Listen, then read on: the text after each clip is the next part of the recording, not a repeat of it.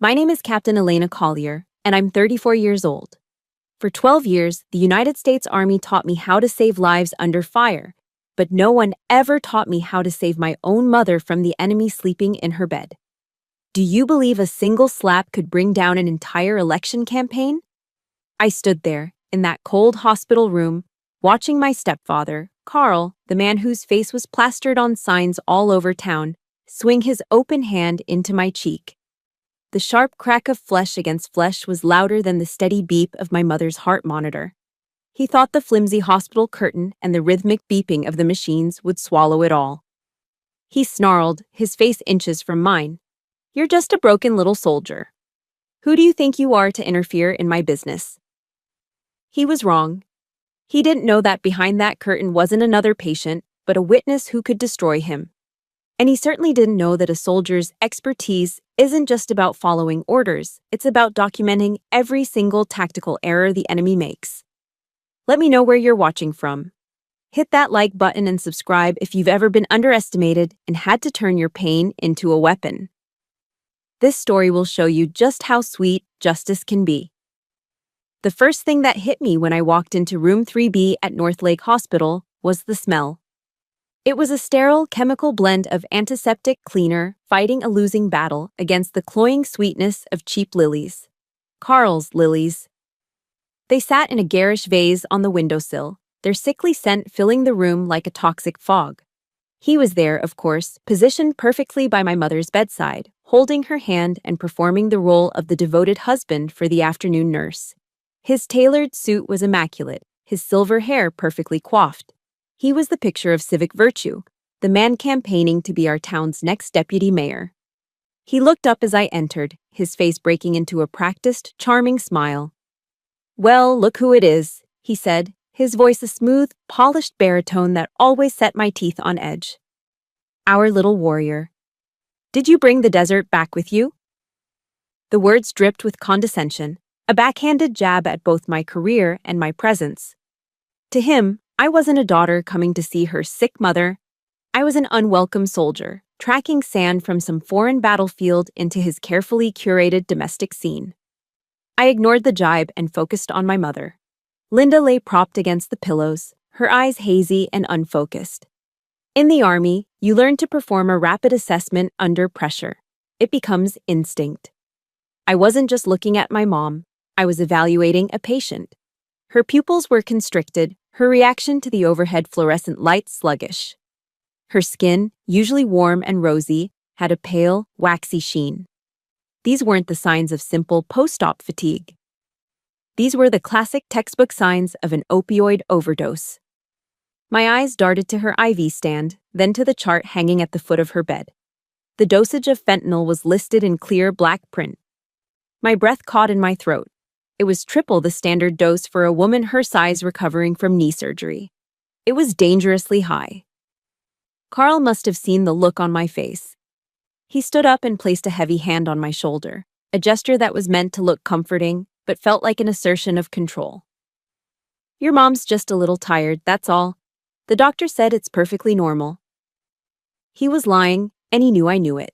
He was challenging me, daring me to question his authority right there in front of her. His smile never wavered, but his eyes were cold as chips of ice. He was enjoying this. Just then, my mother's phone buzzed on the bedside table. Carl picked it up, his thumb swiping across the screen.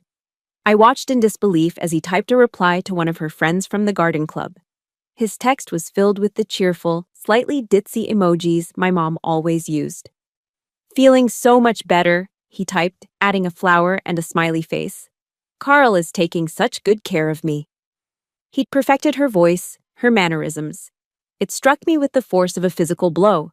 This wasn't new. He had been controlling her life, her very words, for a long time. He put the phone down and pulled a thick sheaf of papers from his leather briefcase. Power of attorney, medical directives, financial documents. My stomach twisted into a tight, cold knot. "Just a few things to sign, my love," he cooed, placing a pen in her limp hand. "Just so I can take care of everything for you." That was it. My training, my duty, my entire being screamed in protest. The Hippocratic oath I took when I graduated medical school echoed in my mind. First, do no harm. And this was harm. I stepped forward, placing my hand firmly over the documents before my mother could even attempt to make a mark. Her unfocused eyes drifted towards me, a flicker of confusion in their depths. She's on a high-dose narcotic, Carl, I said, my voice low and steady, a field medic's tone. She is not legally competent to sign anything right now. The charming facade shattered. His smile tightened into a sneer. Is that an order, Captain Collier? He said, his voice laced with venom. He deliberately used my professional title, turning it into an insult. This is a family matter, not a military operation. You have no jurisdiction here. He was trying to dismiss me, to invalidate my very presence as a daughter. But then he did something even worse, something so subtly cruel it took my breath away. He looked at me, a flicker of triumph in his eyes, and said, Besides, Linda and I have already discussed this, haven't we, sweetheart? It's for the best. He then turned to me. I don't see how this concerns a Peterson. Peterson, my father's last name, the name my mother had before she married him. It was a calculated strike, a precise and vicious attempt to sever my connection to my deceased father, to erase his legacy and my place in this family in a single word. It was his way of saying, you are not his daughter. You are not her daughter. You are nothing. For a moment, all I could hear was the rushing of blood in my ears, the raw, unfiltered rage of a soldier who had just watched her commanding officer get shot. But I didn't scream. I didn't raise my voice. The army had hammered discipline into me until it was part of my bone marrow. You don't react. You act. I held his gaze, my own eyes unblinking. I didn't argue. I didn't debate. I simply reached into my pocket, pulled out my smartphone, and tapped the screen. The small red circle of the voice recorder app glowed silently. I placed the phone on the bedside table, next to the half-empty glass of water, the microphone pointing directly at him. If this is all for Mom's benefit, I said, my voice as calm and sterile as the room around us, then I'm sure you won't mind if I record this, just to make sure everything is transparent. For her protection, of course. Carl froze. The condescending smirk vanished, replaced by a flicker of pure, unadulterated panic. His eyes darted from my face to the phone and back again. The smooth, confident politician was gone, and in his place was a cornered animal. For the first time since I had known him, I saw a crack in his flawless armor. He had miscalculated. He had assumed I would be emotional, that I would be the hysterical daughter. He never expected me to be a soldier on her home ground, quietly documenting a tactical error. And I knew, in that chilling silence broken only by the steady beep of the heart monitor, that this was just the first. I drove home from the hospital that evening in a cold, disciplined fury. There were no tears, no frantic phone calls. The confrontation with Carl hadn't broken me, it had activated me. It was like flipping a switch from daughter to officer. Back at my mother's house, I refused to think of it as Carl's. I walked straight past the living room. I couldn't bear to look at the wall above the fireplace where my father's official army portrait used to hang. I knew what I would see instead. A ridiculously large, grinning campaign photo of Carl, his arm around my mother. He'd told her they needed to live in the present, a phrase that was just a polite way of saying her past needed to be erased. My childhood bedroom, with its faded floral wallpaper and worn oak desk, became my temporary command center. The comforting nostalgia was gone, replaced by the stark urgency of a mission. I set up my laptop, the glow of the screen casting long shadows on the walls. In the military, they'd taught me OSINT, open source intelligence. It's the art of finding out everything you need to know about a target using publicly available information. It's digging. It's connecting dots no one else sees. I wasn't just searching for information anymore. I was hunting a financial predator, and I was going to follow his trail until I found his lair.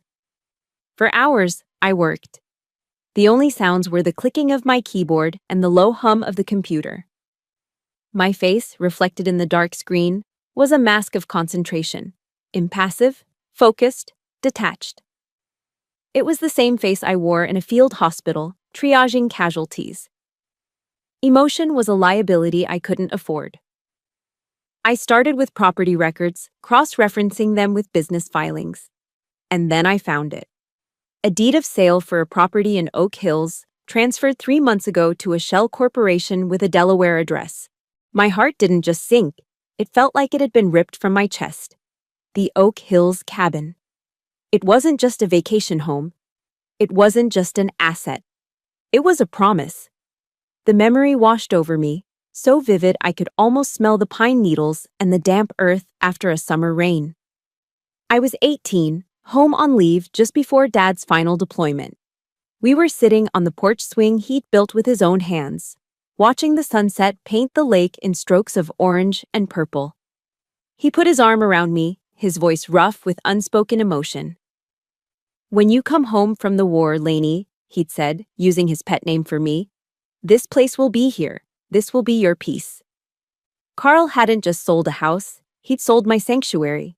He'd sold my father's last promise to me. A wave of nausea rolled through me. I pushed it down, turning the grief into fuel. This wasn't just about money, this was about reclamation. Next, I turned to online marketplaces. It was a long shot, but I had a hunch. I typed Carl's username, the same arrogant, self-important handle he used for everything, into eBay's search bar. A list of completed sales appeared. My blood ran cold. He had sold everything. My father's stamp collection, the one he'd started with his own father when he was just a boy. Sold for $53, his old Timex watch, the one with the cracked leather strap that he wore every single day. Sold for $27. I scrolled down, my dread growing with each item. And then I saw it. The item that shattered my composure. My father's medals. The bronze star. The purple heart. All of them mounted in a shadow box he'd been so proud of. Carl had listed them under the category collectibles. The description he wrote was a desecration. Vintage military memorabilia. Great for den decoration. Decoration. He had taken my father's courage, his sacrifice, his very blood spilled on foreign soil, and reduced it to a cheap accessory for some stranger's man cave. That's when the tears finally came. Not loud, racking sobs, but silent. Hot tears of pure, undiluted rage that streamed down my face and dripped onto the keyboard. My father's words echoed in my head, a creed he'd drilled into me since I was a child. "Honor is the only thing you take with you when you go, Lainey. Don't you ever let anyone take it from you." Carl hadn't just taken it from my father, he was trying to take it from me too. Digging deeper, I hacked into my mother's email account. A necessary breach of privacy I would apologize for later. I searched for anything related to my father's belongings. I found an email chain from 2 years ago. The subject line was, "The guitar." My heart ached. It was my dad's old acoustic Martin, the one he taught me to play Blackbird on. My mother's email was a desperate, heartbreaking plea. "Please, Carl, don't sell it. It's the last piece of him I really have left. It means the world to Elena." Carl's reply was only one line, but it was the most evil thing I had ever read. It was emotional blackmail, honed to a razor's edge. "You have to choose, Linda. Me or the ghosts of the past." He had made her choose between the living and the dead. And in her grief, in her vulnerability, she had chosen him. He hadn't just sold things. He had systematically dismantled her past, isolating her from every memory of the man she had loved until he was the only thing she had left. That was enough. I stood up from the desk, my movements stiff. I went to the printer and began printing everything: the deed of sale, the LLC filings, the screenshots of the eBay auctions, the email exchange. Page after page of methodical cruelty. I cleared the corkboard on my bedroom wall, the one that used to be covered in photos of high school friends and concert tickets.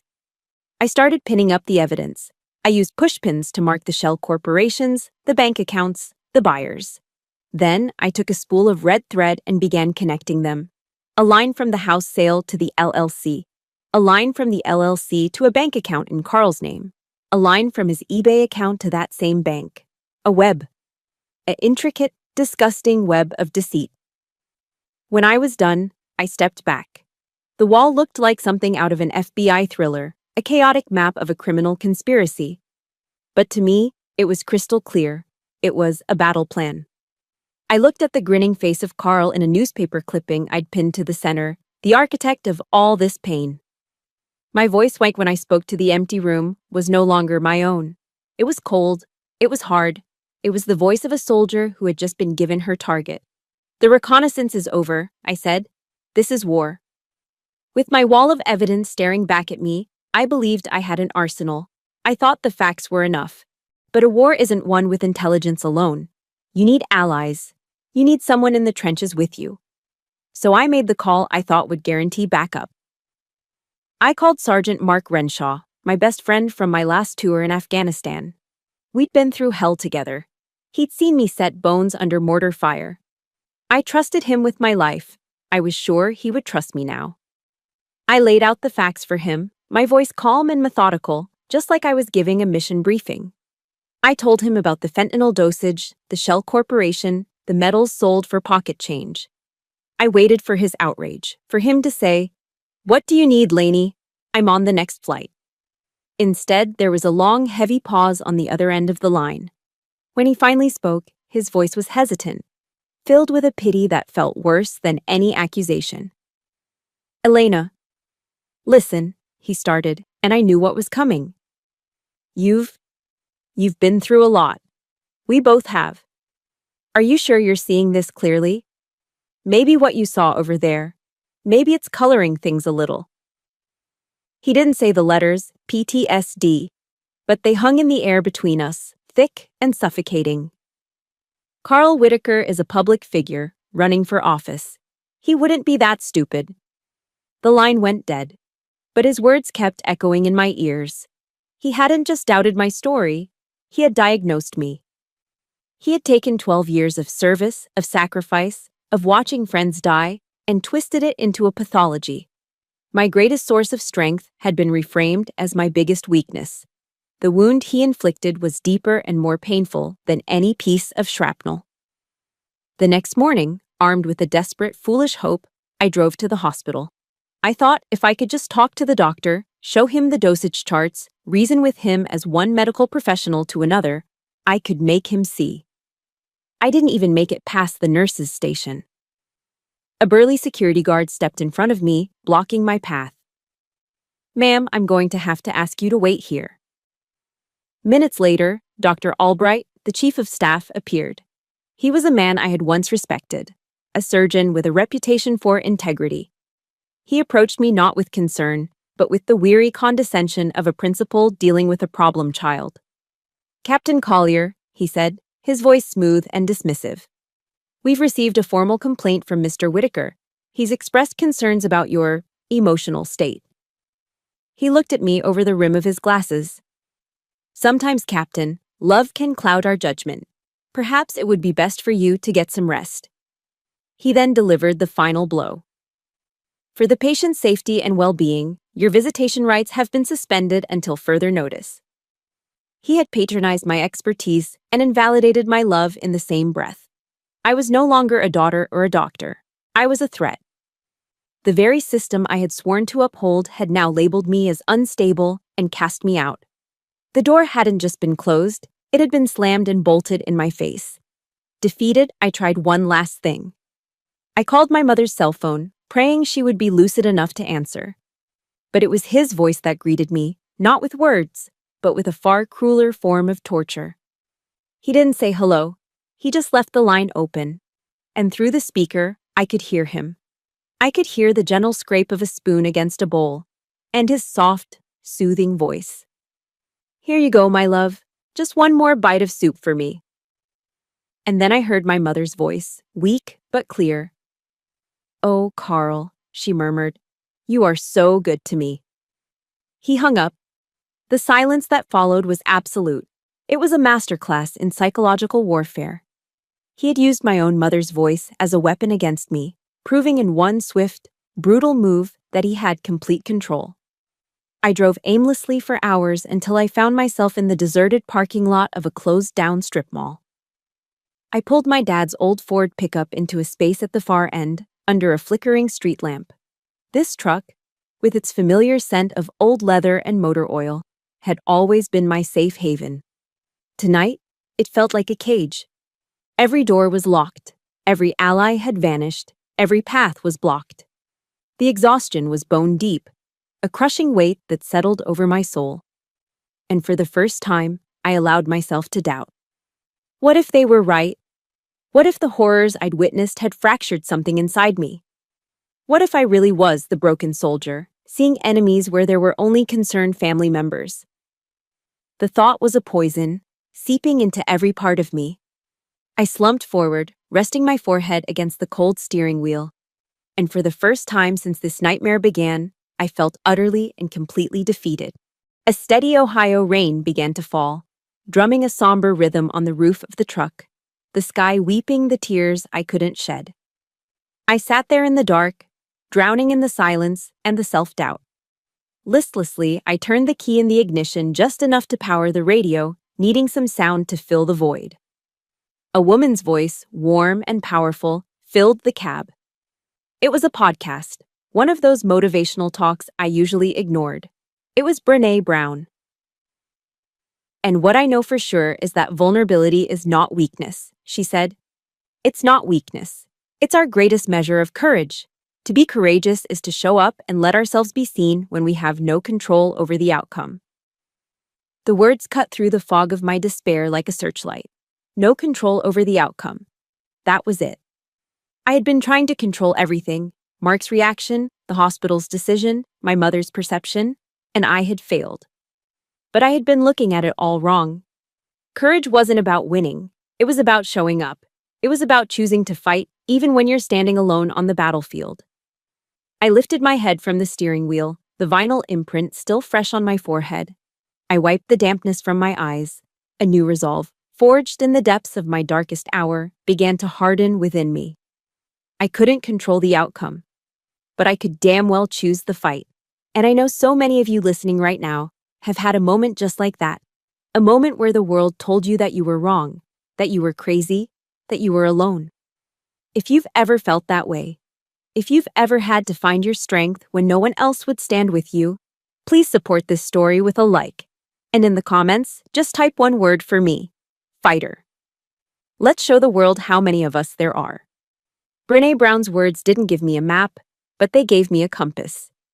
My new direction wasn't winning. It was showing up. So, I decided to show up in a way Carl couldn't possibly ignore.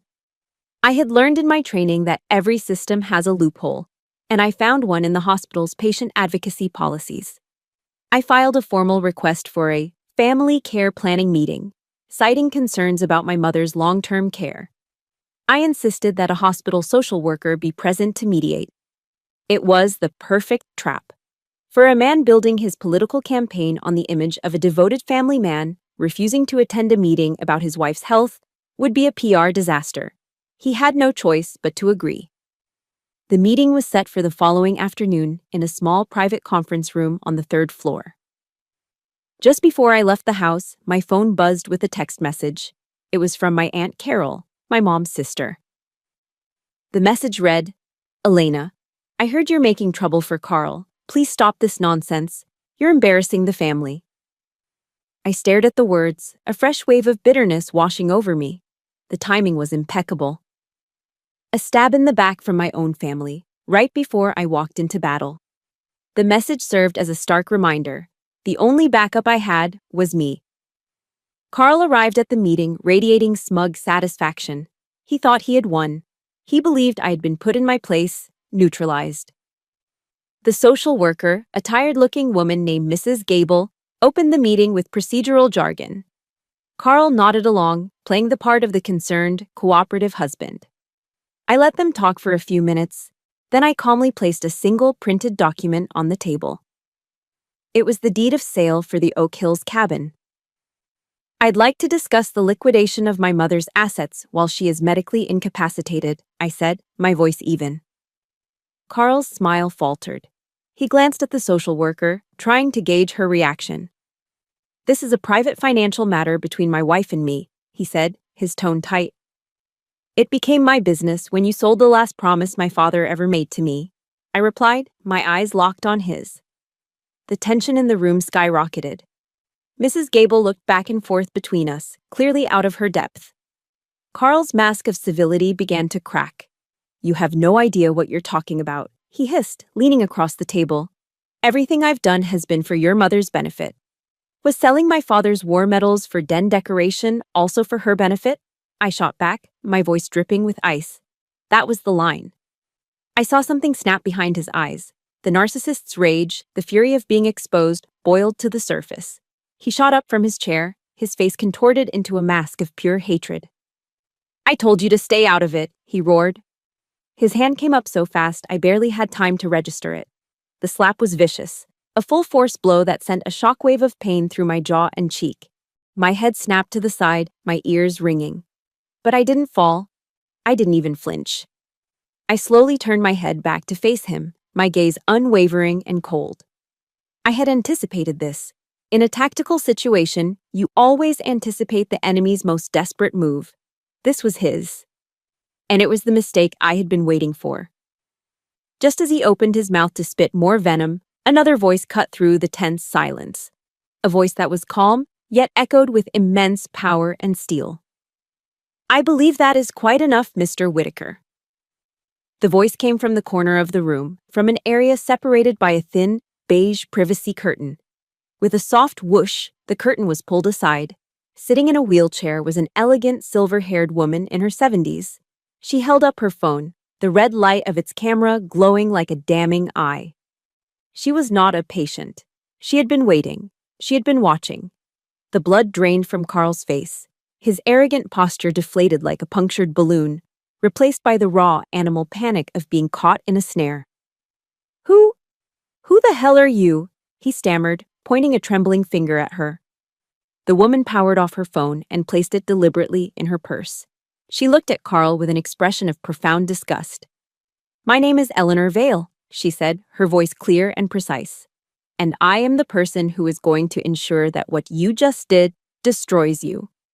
The name hung in the air. Vale. General Vale. Her late husband was a 4-star general, a military legend, a man whose portrait hung in the Pentagon. Eleanor Vale herself was a force of nature in the veteran community, a powerful philanthropist whose name opened every door in this town and in Washington, D.C. Carl's face went from white to a sickly shade of green. He understood instantly. He hadn't just assaulted his stepdaughter. Eleanor Vale rose from her wheelchair, her posture as straight and commanding as any soldier. My late husband, the general, she said, her eyes boring into Carl, used to say that the real wars are not fought between nations, but between dignity and depravity. Her gaze then shifted to me, and for the first time in days, I felt something other than the cold weight of isolation. I saw respect. I saw understanding. You are fighting for dignity, Captain, she said softly, but with the force of a command. She turned her attention back to the sputtering, terrified man who was once so confident. You just assaulted a decorated active duty officer of the United States Army, and you did it right in front of me. She walked over to me, her presence a shield of absolute authority. She placed a gentle hand on my arm, but her words were a declaration of war. Captain Collier, she said, her voice ringing with purpose. Your solo mission is over. As of now, you have a damn army behind you. She looked at me, a strategist ready to plan the next phase of an attack. Now, you tell me, where do we begin? Eleanor Vale was a woman who moved with the speed and precision of a military strike. The next morning, I wasn't in my childhood bedroom anymore. I was sitting in a glass-walled conference room on the top floor of a downtown law firm, the kind of place that smelled of expensive coffee and quiet power. This was the new war room. Across the polished mahogany table sat Daniel Brennan, Mrs. Vale's personal attorney. He was a former JAG prosecutor with intense, intelligent eyes and a no-nonsense demeanor. To his left was a forensic accountant, a woman who could make numbers sing, and to his right, a private investigator who looked like he'd stepped out of a classic noir film. This was the army Mrs. Vale had promised me. I walked them through my research, my voice steady as I detailed the shell corporations, the property transfers, the eBay sales. I handed them the USB drive containing my files and the audio recording from the hospital room. They spread my printed documents across the vast table, the evidence I had gathered alone in the dark now illuminated under the bright lights of this professional war room. When I finished, Daniel Brennan leaned back in his leather chair and looked at me, not with pity, but with a profound, validating respect. "Captain," he said, a small smile touching his lips. "The case file you've built here is more detailed than some I've gotten from FBI agents. It's ironclad." He leaned forward, his expression shifting from admiration to predatory focus. "Now, let's turn this intelligence into an indictment." For the first time in this whole ordeal, a surge of pure, unadulterated hope washed over me. Hearing my work validated by a man like him healed a wound I didn't even realize was still bleeding. The wound of being doubted by the very people who should have believed me. Brennan's team moved with breathtaking efficiency. There was no wasted time, no bureaucratic delay. Within hours, using the video of the assault and a sworn affidavit from Eleanor Vale, they filed an emergency petition with the county court. They didn't just ask for a restraining order, they alleged elder abuse, battery, and financial exploitation under duress. By late afternoon, a judge had signed the order. Carl Whitaker was legally barred from coming within 100 yards of my mother, Linda Collier. In one swift, strategic move, they had cut him off from his hostage and his primary source of funding. The first arrow had hit its mark. Of course, a cornered rat doesn't surrender. It bites. Carl's counterattack came 2 days later, not through the courts, but through the press. A headline on the front page of our local tabloid, the North Lake Chronicle, screamed, "Deputy Mayor Candidate's Troubled Veteran Stepdaughter, a Story of Manipulation." The article was a masterpiece of character assassination. Quoting an anonymous source close to the family, it painted me as a deeply disturbed veteran suffering from severe PTSD. It claimed I had a history of unstable and aggressive behavior in the military, and was now prone to delusions and paranoid fantasies. It was a complete fabrication, a disgusting lie designed to utterly destroy my credibility before I could even speak. I read the article online, my hands shaking with a powerless rage as I scrolled through the comments section. The poison had worked. People I had known my entire life, neighbors who had watched me grow up, were turning on me. "I always knew there was something off about that girl," one comment read. "She always had that intense look in her eyes." The casual cruelty of my own community, so quick to believe the worst, hurt more than I wanted to admit. I was sitting in Brennan's office when Mrs. Vale found me staring at the screen. She placed a firm, comforting hand on my shoulder. "When the enemy runs out of ammunition, they start throwing mud," she said, her voice calm and wise. "It's messy, it's ugly, but it's a sure sign that we're winning." Her words were a lifeline. She was right. This wasn't a setback, it was a reaction. It was the desperate flailing of a man who knew the truth was coming for him. While Carl was busy slinging mud, our team was focused on the next target. The private investigator, a man named Marcus, had been digging into the hospital staff. He zeroed in on the nurse who had been on duty when my mother's fentanyl dosage was increased, Teresa Coleman. She was a single mother with 2 kids and a mountain of debt. A perfect target for a man like Carl. Their approach was brilliant in its simplicity. Marcus didn't threaten her. He didn't intimidate. He approached her professionally in the parking lot after her shift. He presented her with a thin file folder. Inside was a single piece of paper, a bank statement showing 3 separate cash deposits into her account over the last month, totaling $5,000. The deposits were untraceable, but their timing coincided perfectly with my mother's surgery and Carl's visits. Marcus didn't need to say much. He explained the legal terms to her in plain language. Financial exploitation of the elderly. Medical battery. Conspiracy. Federal crimes. He told her there were 2 doors in front of her. Behind the door number 1, she was a cooperating witness for the prosecution, granted immunity in exchange for her testimony.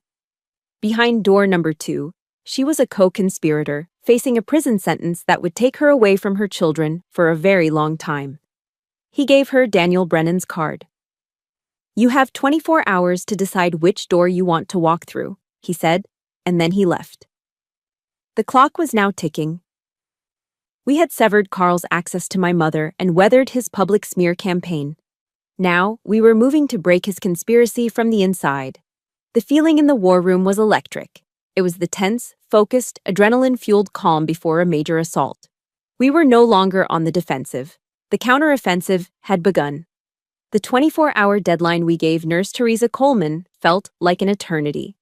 Every time my phone rang, I expected it to be Brennan, telling me she'd lawyered up or disappeared.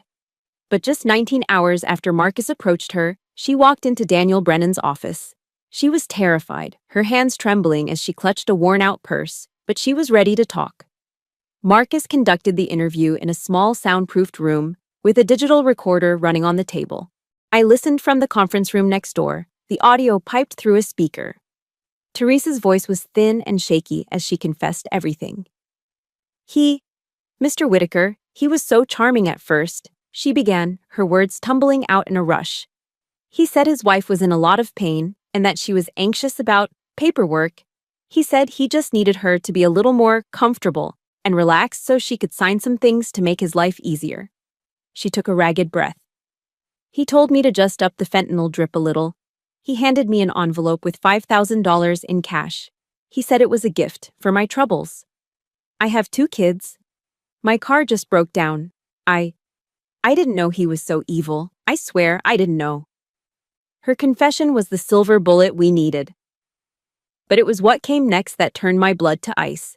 While Teresa was talking, the forensic accountant slid a document across the table to Brennan. It was a copy of a life insurance policy. Carl had taken out a $2 million policy on my mother just 3 months before her scheduled surgery. He was the sole beneficiary. The pieces clicked into place with horrifying clarity. This wasn't just about getting a signature on a power of attorney.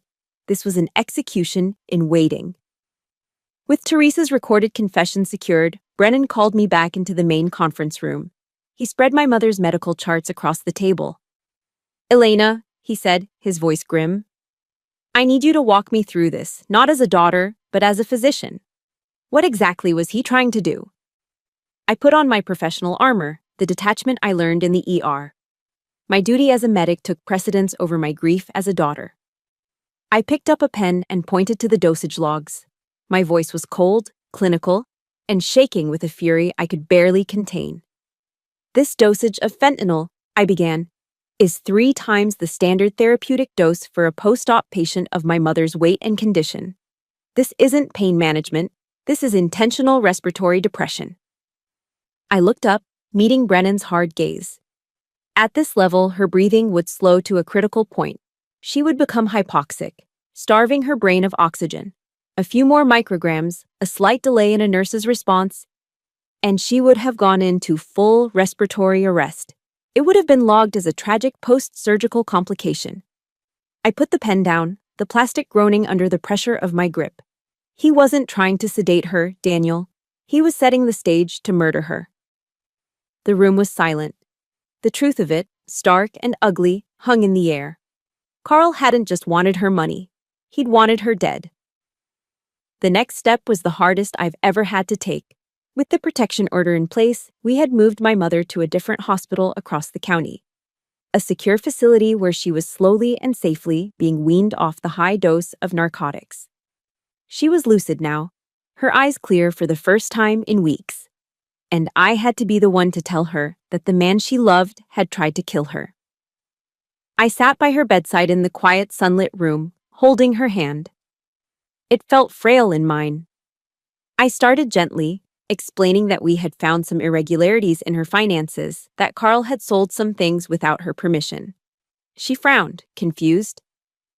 "But Carl handles everything. He's so good with all that." Then, with a heavy heart, I laid it all out. The house, the medals, the lies. Finally, I told her about the fentanyl.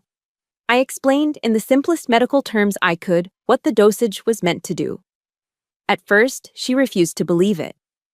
"No," she whispered, shaking her head, her eyes wide with denial. "No, not Carl. You're mistaken. He loves me." I didn't argue. I just slid my phone onto her blanket and played a 1-minute clip from Teresa Coleman's confession. He said he just needed her to be a little more comfortable. He handed me an envelope with $5,000. My mother listened, her face growing paler with every word. The denial in her eyes crumbled, replaced by a wave of sickening comprehension, then horror, then a deep, soul-shattering revulsion. The tears that filled her eyes weren't tears of sadness. They were tears of terror. She covered her mouth with her hand, a strangled sob escaping her lips. That monster, she choked out, her body trembling. I was sleeping next to a monster. Watching her world shatter was one of the most painful things I've ever had to do. My oath was to protect the health and lives of those in my care. Right then, I knew my mother was the most important patient I would ever have. Her physical healing had begun, but her real recovery was just starting. Later that day, Daniel Brennan made his final move. He didn't call the local police. This was bigger now. It turned out that Eleanor Vale's nephew was a high-ranking prosecutor in the U.S. Attorney's Office. Brennan sent him the entire package. Teresa's taped confession, my medical analysis, the evidence of financial fraud, and a copy of the $2 million life insurance policy. The case was immediately elevated. It was no longer a local matter of elder abuse.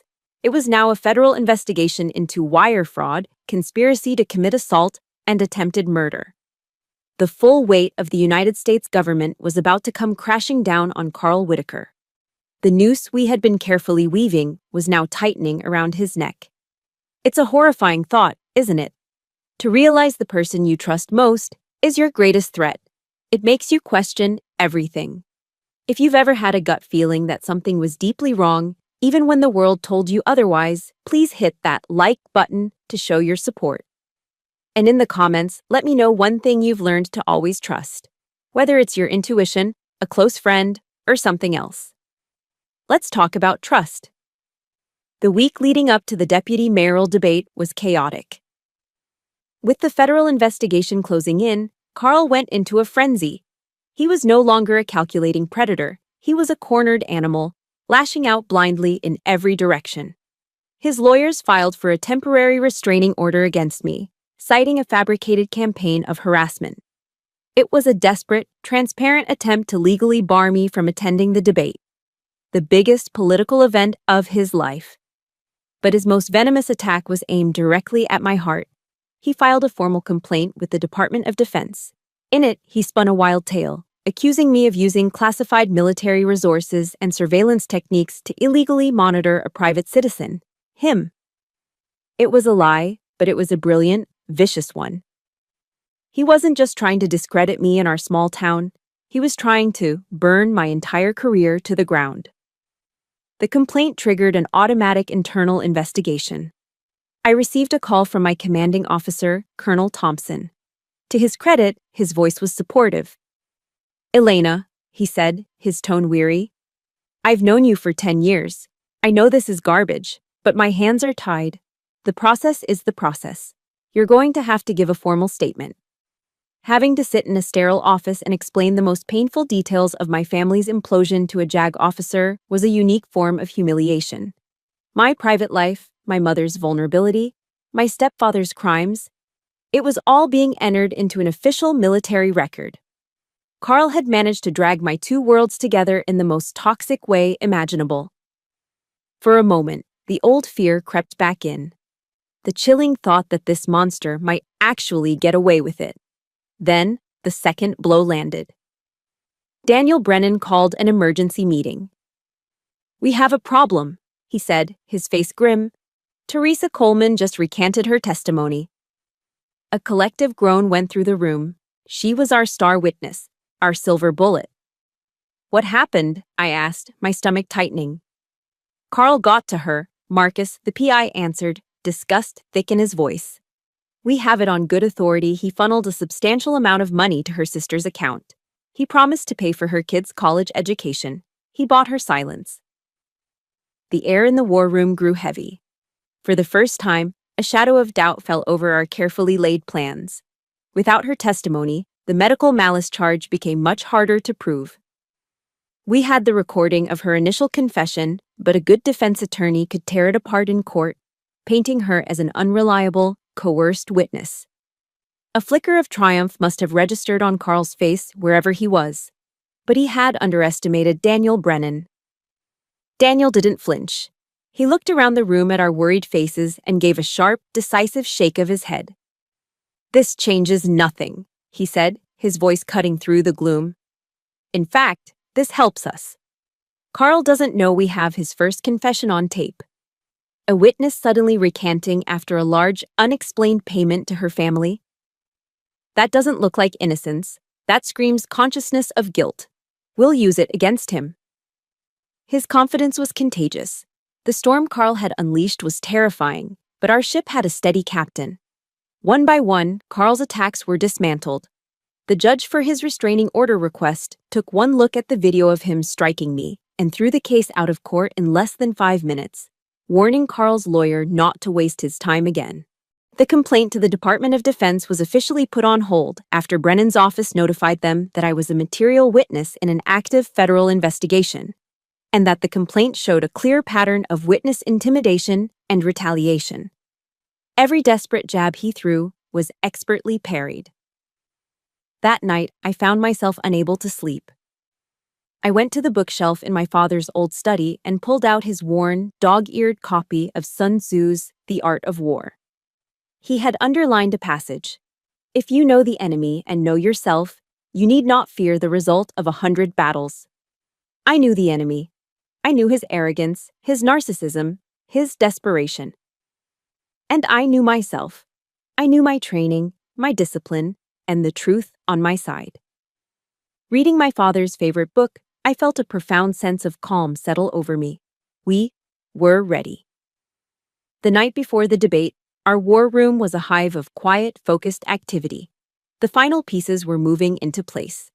Sealed manila envelopes, our intelligence packets, were prepared. Each one contained a curated selection of the most damning evidence: the video of the assault, the audio of Teresa's initial confession, the property records, the eBay screenshots, and the copy of the life insurance policy. They were addressed to the top editors at every major news outlet in the state, set to be delivered by courier the moment Carl took the stage. The federal arrest warrant had been signed by a judge that afternoon, sealed until the moment of execution. The U.S. Marshals were on standby. I went home to find my mother standing in front of her closet. She was holding up a powerful navy blue pantsuit. She looked at me, not with fear, but with a strength I hadn't seen in years. "Do you think this looks strong?" she asked. "It looks like you're ready for a fight, Mom," I said, my voice thick with pride. In my own room, I took out my Army service uniform, the formal dress uniform often called pinks and greens. I laid it out on my bed, the jacket with its rows of ribbons, the polished brass buttons gleaming under the lamplight. I took out the iron and began to press the sleeves with military precision, creating a perfect, sharp crease. This wasn't just about looking presentable. It was a ritual. I wasn't just preparing for an event. I was putting on my armor.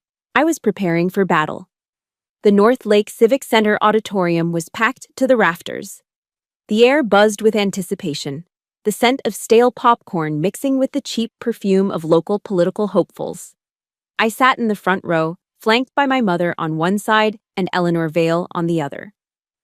My Army service uniform felt like a suit of armor, its familiar weight grounding me. My mother, in her navy blue pantsuit, looked not like a victim, but like a stateswoman, her expression calm and resolute. I had never been prouder of her. Then he appeared. Carl strode onto the stage to a round of enthusiastic applause, waving to the crowd with the practiced ease of a seasoned politician. He basked in their admiration, his face a mask of confidence and charm. It was sickening. He launched into his opening remarks, his voice booming with false sincerity as he spoke of family values and the sacred duty of caring for our seniors. The hypocrisy was so thick I could taste it. The trap was sprung halfway through the debate. The moderator, a local journalist who had received one of our intelligence packets an hour earlier, looked down at her notes. "Mr. Whitaker," she said, her voice carefully neutral. "A question from our online audience. A video has begun circulating in the last hour that appears to show you striking your stepdaughter, an active-duty Army captain. Do you have a comment on this? A murmur rippled through the crowd. This was it. The first shot had been fired. Carl, ever the performer, feigned a look of deep, sorrowful pain. He had prepared for this. He leaned into the microphone, his voice dripping with faux compassion. "Thank you for asking that difficult question," he said, shaking his head sadly. "I love my stepdaughter very much. But it breaks my heart to admit that her experiences on the battlefield have left deep and painful scars. He was doing it. He was weaponizing my service, twisting my sacrifice into a diagnosis to save his own skin. She is not well," he continued, his voice cracking with emotion. "This is a cry for help from a troubled young woman, and my only concern is getting her the care she so desperately needs." He thought he had won. He thought he had successfully painted himself as the compassionate victim. But he never saw the real attack coming. That's when my mother stood up. A single, elegant movement in the front row, yet it commanded the attention of the entire room. Every head turned. The cameras zoomed in on her. She didn't look at me or Mrs. Vale. She walked with a steady, determined gait to the audience microphone set up in the aisle. She took a deep breath, and when she spoke, her voice was not the weak, wavering voice of a victim.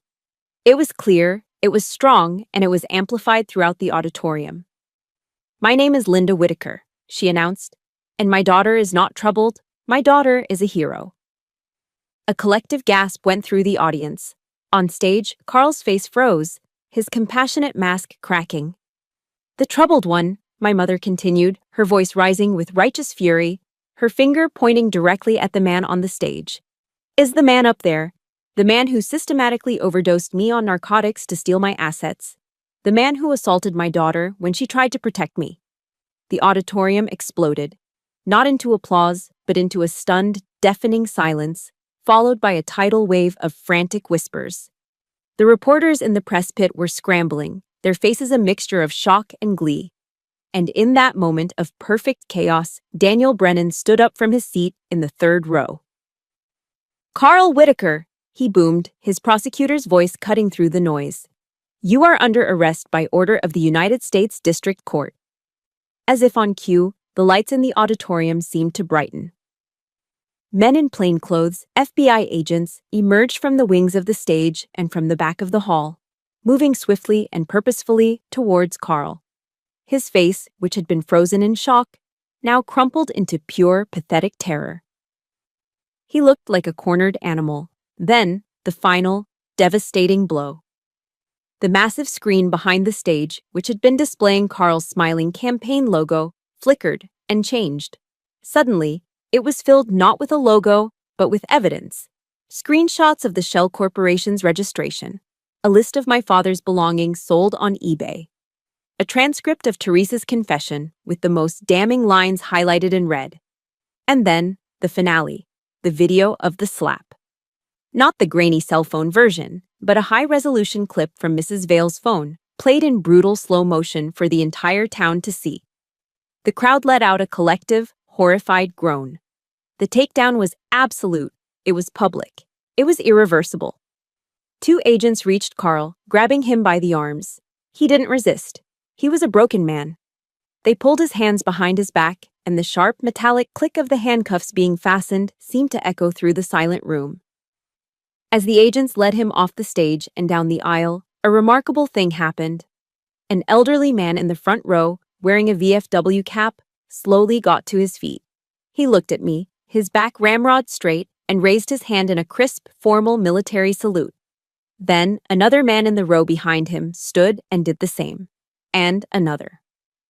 Soon, a dozen veterans, men and women, were on their feet throughout the auditorium, not looking at the disgraced politician, but looking at me, their hands raised in a silent, powerful gesture of solidarity and respect.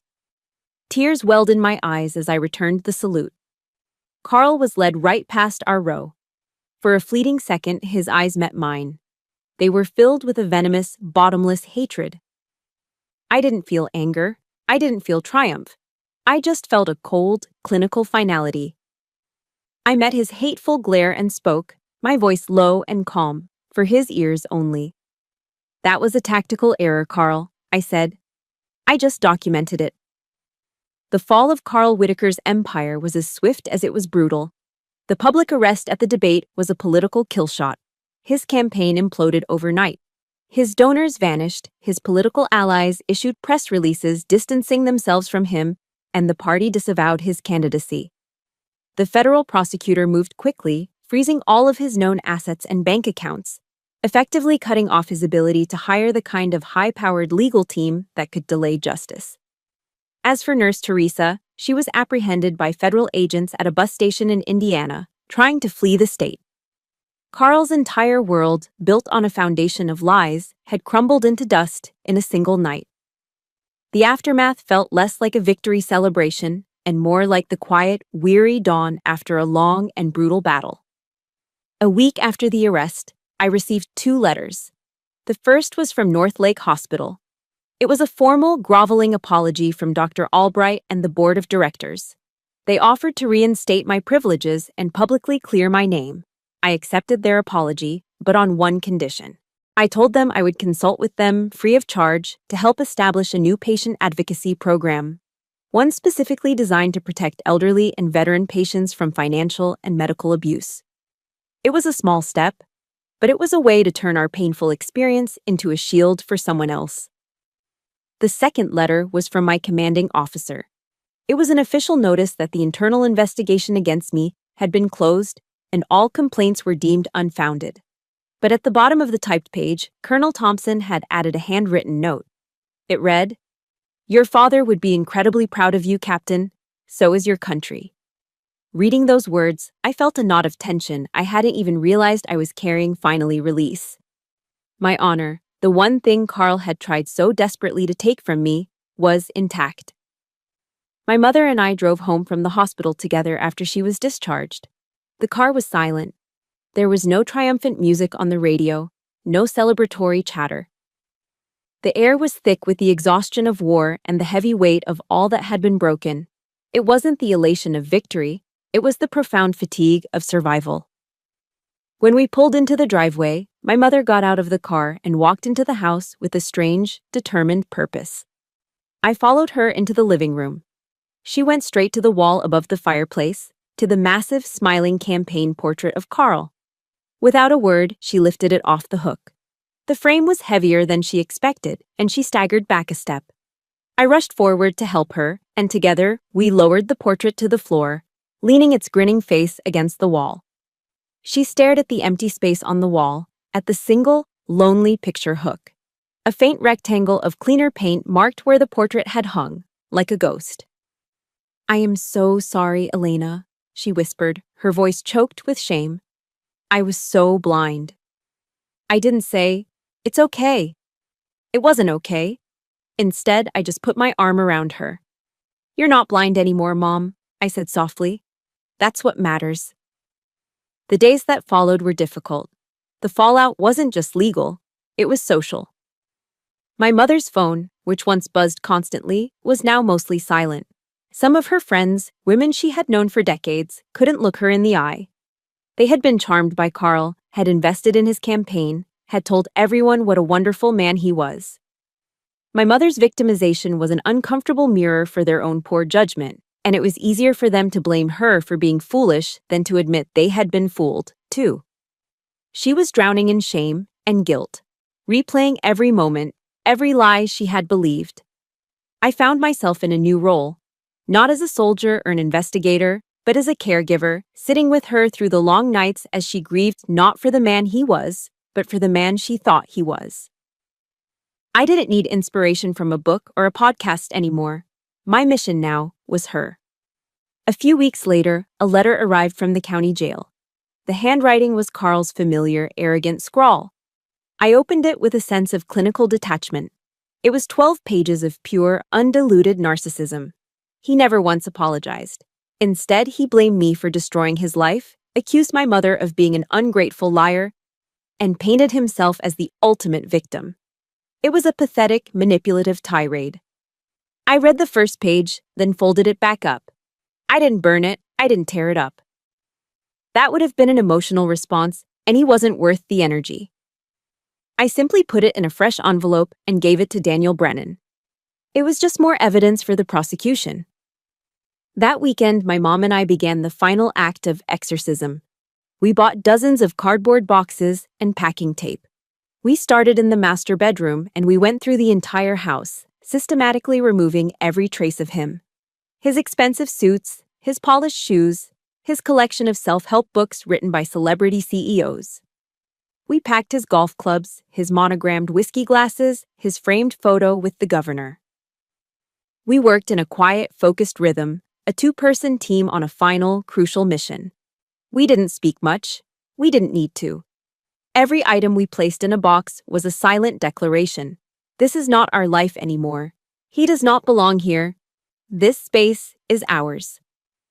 When we were finished, the garage was filled with neatly labeled boxes. The next morning, a truck from the Salvation Army came and hauled it all away. As we watched it drive down the street, a palpable sense of peace settled over the house for the first time in years. We had finally, definitively, drawn the line. We had cleared the battlefield. 6 months later, I sat in the back of a federal courtroom, watching the final act of our play unfold. Carl Whitaker, stripped of his tailored suits and his political ambitions, stood before the judge in a drab orange jumpsuit. He looked smaller, grayer, a hollowed-out version of the monster who had haunted our lives. The sentencing was swift. Faced with a mountain of irrefutable evidence, he had taken a plea deal. The judge, a stern woman with piercing eyes, made a point to read a statement into the record before delivering the sentence. She spoke of Carl's crimes not just in legal terms, but in moral ones. She called his actions a dual betrayal of this nation's core values, the exploitation of a vulnerable elder and the assault on a uniformed member of the armed forces. Then she delivered the sentence: 28 years in federal prison. Justice, full and final, had been served. There was no joy in that moment, only a profound and quiet sense of peace. The war was finally, truly over. With Carl's conviction, Daniel Brennan was able to have the fraudulent sale of the Oak Hills cabin nullified. A month later, my mother and I drove up the winding dirt road, the scent of pine and damp earth welcoming us home. The cabin looked just as I remembered it, a little weathered, a little neglected, but standing strong. It was ours again. Our first project was reclaiming the front porch. We found 2 cans of paint in the old shed and spent the afternoon together, sanding down and repainting the wooden porch swing my father had built. We chose his favorite color, a cheerful sky blue. We didn't talk much as we worked. The only sounds were the scrape of sandpaper on wood and the gentle lapping of the lake against the shore. It was a comfortable, healing silence. We weren't just painting a swing. We were restoring a piece of our history, covering the dark years with a fresh coat of hope. While cleaning out the dusty shed, we stumbled upon a weathered wooden footlocker tucked away in a corner. It was my father's. Inside, nestled amongst old photographs and service records, was a small, sealed box. I opened it to find a stack of letters tied with a faded ribbon. They were letters he had written to me during his last deployment, but had never sent.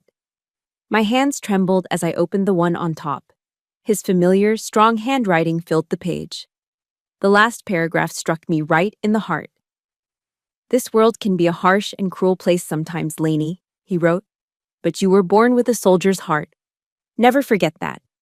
Always be the soldier who fights for what's right, especially when no one else will." Tears streamed down my face as I read his words. He had been gone for years, but in that moment, it felt like he was right there, giving me my final orders. I had completed the mission he had entrusted to me. His legacy wasn't in the medals Carl had tried to sell. It was in the strength he had passed down to me. The changes in my mother were the most profound victory of all. The woman who had been a ghost in her own home began to return. At Mrs. Vale's suggestion, she joined a support group for survivors of emotional and financial abuse. For the first time, she was in a room with other women who understood her story without judgment. She started talking, then sharing, then leading. She found her voice again. One afternoon, a few months after we had moved back into the cabin, she was telling me a funny story about a woman in her group, and she let out a loud, uninhibited laugh. It was a sound I hadn't heard in nearly a decade. It was the most beautiful sound in the world. She caught me staring, a wide smile on my face. She reached out and squeezed my hand. "You saved me, Elena," she said, her eyes shining with tears, but this time they were tears of gratitude. In more ways than one. The story ends here, on this porch, with my mother. The sun is setting over the lake, painting the calm water in shades of gold and deep purple. I'm not in my uniform anymore. I'm wearing a simple t-shirt and a pair of worn-out jeans. My mother is next to me, a glass of iced tea in her hand, a genuine, peaceful smile on her face. I'm no longer a soldier in a battle. I am a daughter at home. Carl Whitaker thought a single violent slap could extinguish a fire. He never understood the heart of a soldier or the love of a daughter. He didn't know that his act of cruelty wouldn't put the fire out. It would only cause it to erupt into a wildfire, a cleansing blaze that would burn his entire empire of lies to the ground. And from those ashes, we rebuilt our home. Thank you for being here with me, on this porch, as I share the end of my war and the beginning of my peace. My father's legacy wasn't the house or his medals. It was the strength he passed down, the belief that we must always fight for what's right. I'd love to know, what is one piece of strength or wisdom someone passed down to you that you carry every day? Please share it in the comments below. Sharing these stories is how we remind each other we aren't alone. If my story resonated with you, please show your support with a like and subscribe for more stories of resilience and justice. Thank you for listening.